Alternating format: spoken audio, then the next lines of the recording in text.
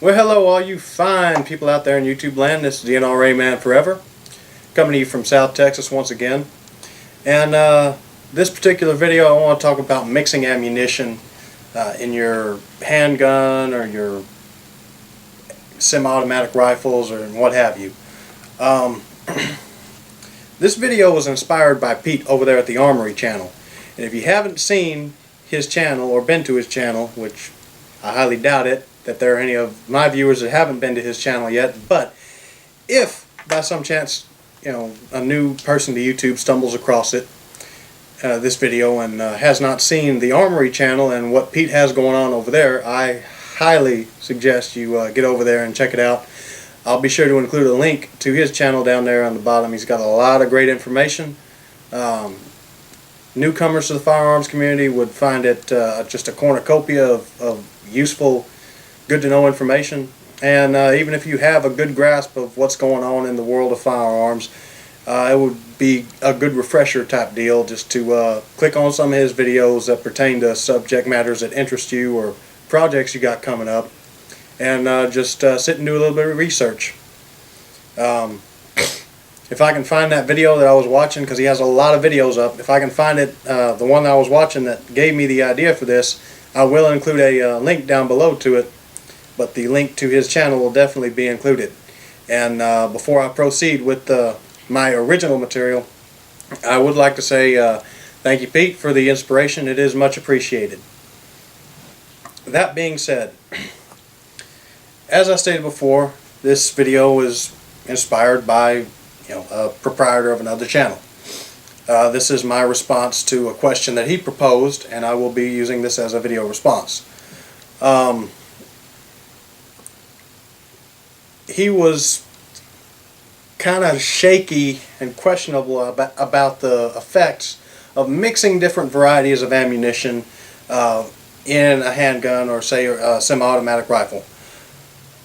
By mixing, what I mean is different grain weights, hollow points versus full metal jackets, that stuff. Just different varieties of loads in the same caliber.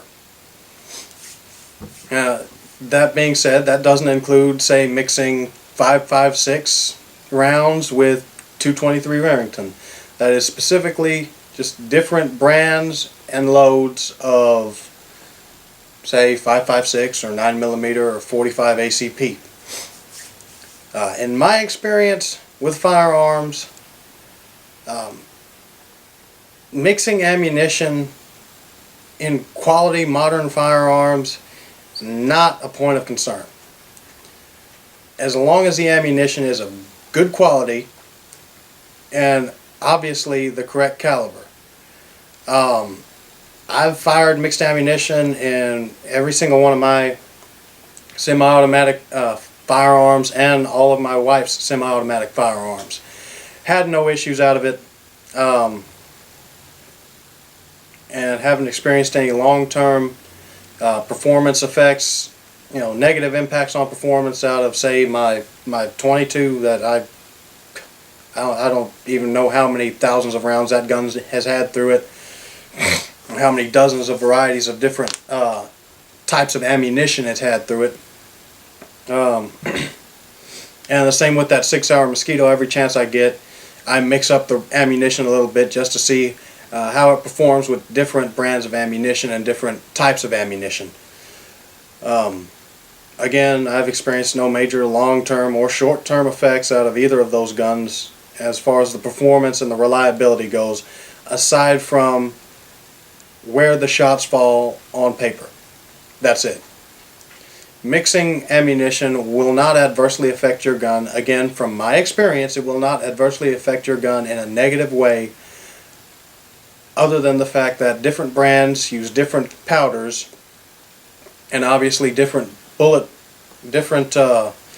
grain weights of bullets in the same caliber have different ballistic coefficients. They fly through the air differently. They have, a slightly higher or slightly lower trajectory, depending on how much they weigh. Same with the powder and the powder charge. So long as the powder charge is consistent and it's a good quality powder and it's a good quality ammunition, it won't be an issue. If you're going for the absolute tightest groups you can attain out of your gun, you don't want to mix the ammunition.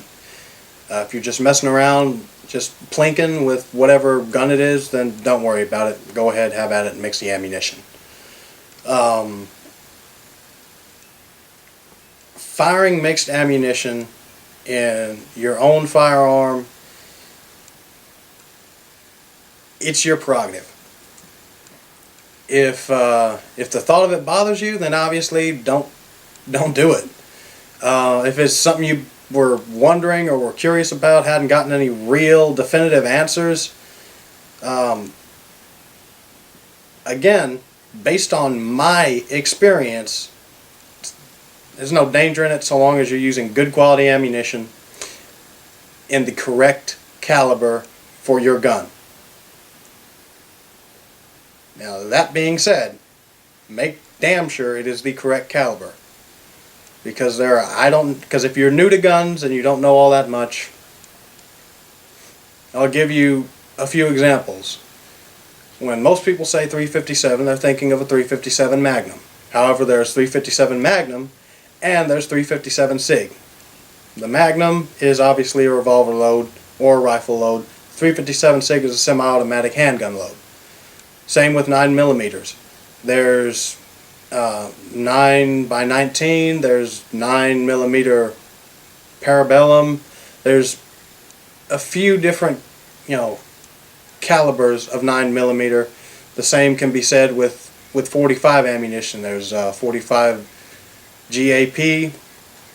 There's 45 automatic Colt pistol. There's 45 long Colt. Even though it's not, a 45 by label, by caliber, you have the 454 Casull. Just be mindful of what ammunition you're using in your gun and make sure that the caliber on the label on the box is the exact same as what is printed and engraved on the barrel or the action or wherever it's engraved on your gun. This is the NRA Man Forever, reminding you that united we stand, and divided we fall. Join the NRA today.